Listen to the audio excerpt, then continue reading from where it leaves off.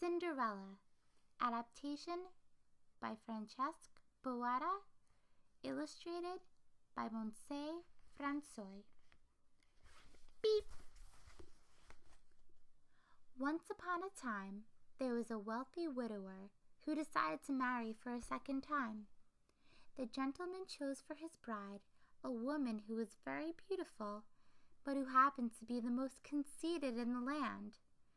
And she had 2 daughters who were the image of herself, beautiful, but as proud and vain as peacocks.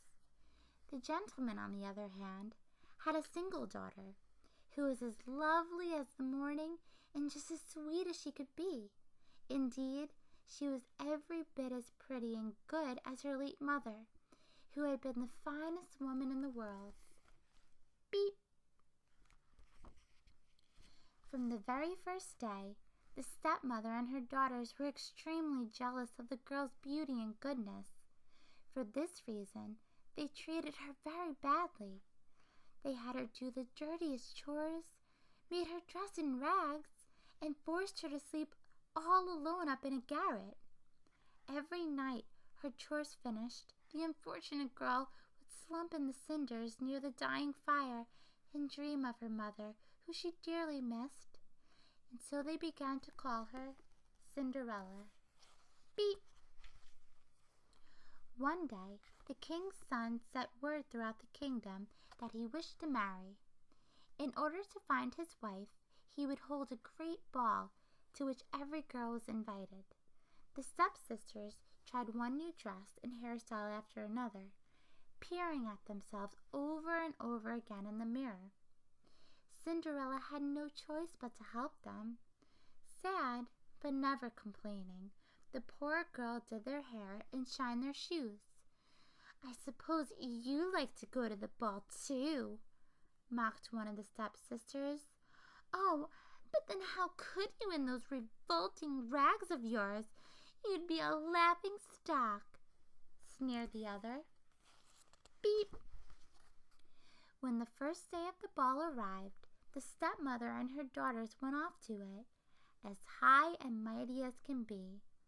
Left alone, poor Cinderella burst into sobs she couldn't control. "Dear girl, what's the matter?" asked her godmother. "Do you want to go to the ball too?" Speechless, Cinderella could only nod her head. "Well then, my dear, go to the garden and bring back the biggest pumpkin you could find." Beep! The godmother, who happened to be a fairy godmother, emptied the pumpkin. She touched it with her magic wand, and instantly it became a splendid golden carriage. Then the fairy godmother caught 6 mice and changed them into 6 magnificent horses with shining coats the color of chestnut. From a mousetrap she also pulled a big fat mouse, which she promptly turned into an elegant coachman with a great mustache. "Now, Cinderella, bring me 6 lizards from the garden," she ordered. When she had the lizards, she touched them with her wand and transformed them into 6 footmen, who immediately climbed up on the carriage. Beep! Next, the fairy godmother touched Cinderella with the magic wand, and the girl's rags changed into a marvelous gown of gold, silver, and precious stone. On her feet appeared a pair of glass slippers as brilliant as the sun.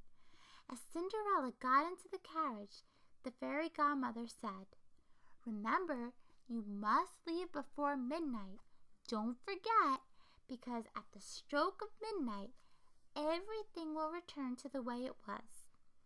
When Cinderella walked into the palace, everyone's mouths fell open in wonder, because she was the most radiantly beautiful girl there. The prince himself stepped forward to meet her and asked her to dance. At that night, he danced with no other. Beep! When the great palace clock struck 11:45, Cinderella bid the prince goodbye and hurried out. As soon as she reached home, she ran to thank her fairy godmother and told her that she wished to return to the ball because the prince had asked her to. When her stepmother and two stepsisters returned, they talked of nothing else but the exquisite stranger who had appeared. Cinderella could only laugh and sigh when she heard them. Beep! The next night, the stepsisters returned to the ball. Cinderella did too, in a gown even more marvelous than the last one. Everything was as it had been the night before. All night the prince stayed by her side and whispered sweet words in her ear. Dancing and talking and dancing, Cinderella soon forgot about her fairy godmother's warning. Suddenly, she heard the great palace clock beginning to strike 12 and ran away from the prince in the middle of a dance. She hurried from the palace and hid in the forest. Beep! In her haste, Cinderella lost one of her glass slippers. She arrived home weary, with neither footman, nor horses, nor carriage, and once again dressed in rags. But in one hand she still clutched the other glass slipper. The king's son, finding the slipper she had lost, said, "I will marry no girl but the one who wears this." The next day he sent his pages out to the homes of all girls in the land. One after the other, they tried on the glass slipper, but it fit none of them. Cinderella's stepsisters tried as well, but in vain. Beep! When Cinderella timidly asked if she could try on the slipper, the stepsisters laughed at her, but the pages told them to be quiet. He asked Cinderella to sit down and put the slipper on her tiny foot. It went on perfectly. In fact, it fit as if it had been made just for her. What a surprise! And how much more surprised was everyone when Cinderella took the matching slipper from a pocket and slipped it on her other foot. The stepmother and two stepsisters couldn't believe their eyes. Beep! At that moment, the fairy godmother returned with her magic wand and touched Cinderella, who in an instant found herself wearing yet another gown, even more resplendent than those before. Ashamed, the two stepsisters begged her forgiveness, and Cinderella, good heart that she was, forgave them, asking only that they always love her.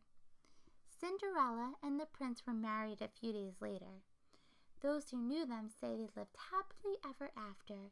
As for the two stepsisters, Cinderella in her great kindness invited them to the palace, and before long they both married important gentlemen of the court.